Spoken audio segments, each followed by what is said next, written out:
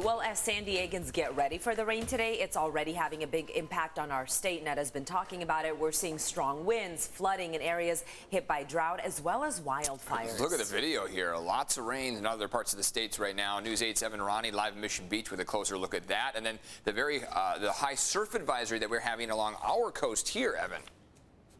Yeah, a lot going on that's making its way down to Southern California after hitting Northern California and Central California. It's a statewide event, this bomb cyclone, as it's being dubbed. Now, keep in mind that after more than 5 inches of rainfall across areas like Sacramento, as you heard from Netta, this system is now making its way farther south, but deteriorating as it does so. So we are expected to see much lighter accumulations, but this all comes likely as a welcome sight for much of California in terms of our drought conditions.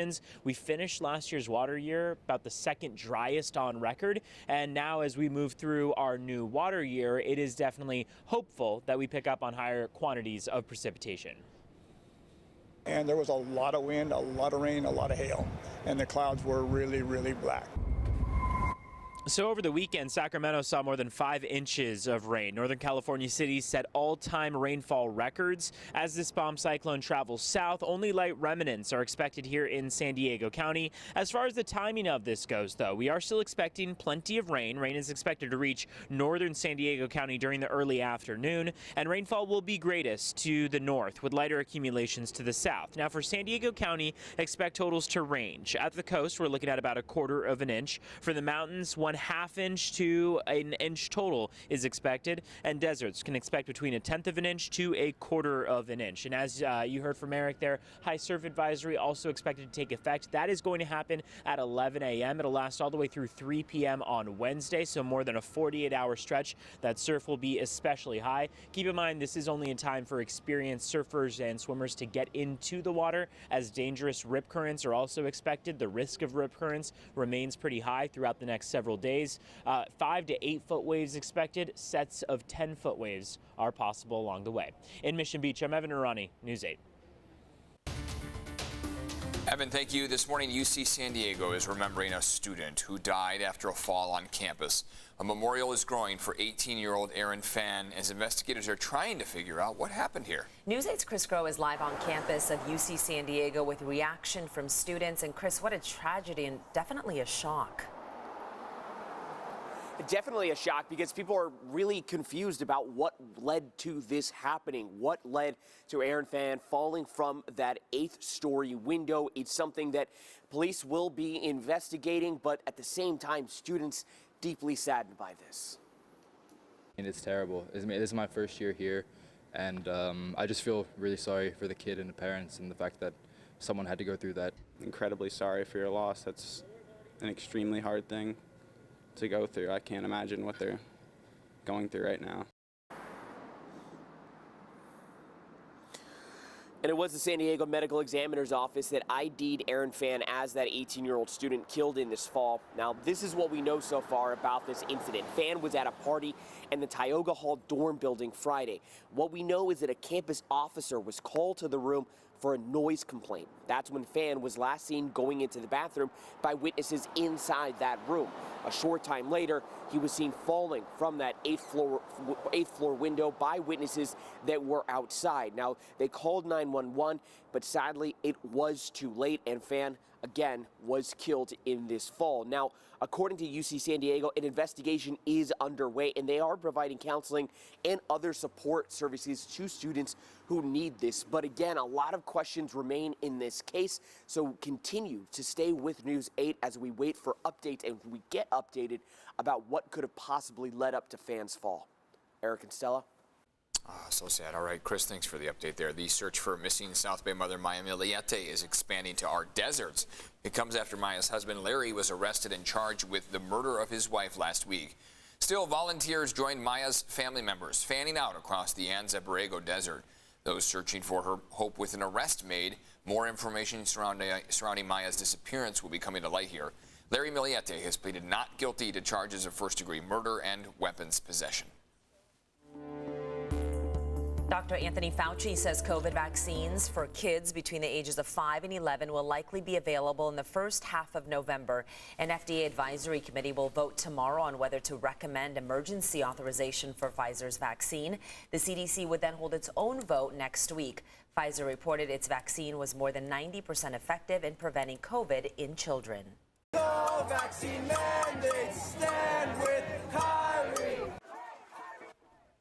Meanwhile, some Americans still refusing to get any of the shots. Demonstrators swarmed the Barclays Center in Brooklyn in support of Kyrie Irving. The unvaccinated NBA star isn't allowed to play due to New York City's COVID restrictions. The Nets shut down admission into Barclays temporarily while trying to keep protesters out of the building.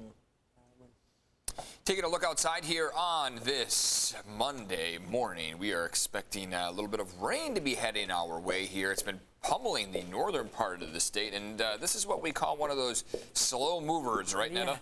Yeah, and you know, we all last week were showing you that it was going to get here by the morning commute, but no, it's late. So it's definitely causing major problems through Central California now, which is where it is, and it's still coming down across much of, you know, the South Bay communities up in the Bay Area, where the 880, a major freeway going through Fremont, flooded over. So that's what they're dealing with to the north. I'll show you in a moment. Right now, all we're seeing clouds, as you see, across Southern California, San Diego area, and then this is where the brunt of the storm is. You see the areas in the yellows, the oranges and reds, really significant heavy rainfall coming through right now. Through much of it, this is just south of Monterey, so Santa Cruz Mountains, and then going inland towards Fresno now. So it is working its way south, but really crawling, as you mentioned. So I'm watching it just barely get now into San Luis Obispo. For us, it will get here later this afternoon, it's looking like. So this forecast model usually is pretty reliable with the timing of rain, and by about 2:30, this is when we'll see it come through Oceanside,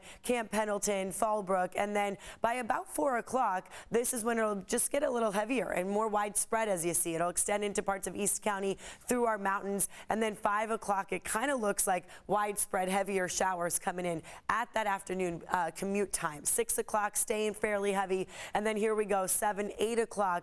North County will finally see a little bit of a break by then, and then by 9, this will be gone. So, you know, it's a pretty short-lived system for us. Unfortunately for the north, 24 hours of heavy, like waterfall type rain. I mean, it has been coming down so heavily there. Areas are reporting 5 to 11 inches. The highest I saw was 18 inches. That was in Cazadero, which is in Sonoma County. So really significant damage from that. This is all we're going to see. Our rainfall accumulation, 0.2 to 0.3. That's pretty much it through North County. Poway, 0.4 of an inch of rain. El Cajon, 3. Alpine, 0.3. So these are, you know, less than an inch. The mountains, some spots could get up to an inch, but that's, you know, the highest areas. Usually we tend to see more of that moisture hitting the higher elevations. No snow with this one. It's a pretty warm one for us, at least by the time it gets here. So it really is going to weaken and fall apart by the time it arrives. It will bring heavy winds with it as well. So here you're looking at around 5 o'clock. During that peak of the rain,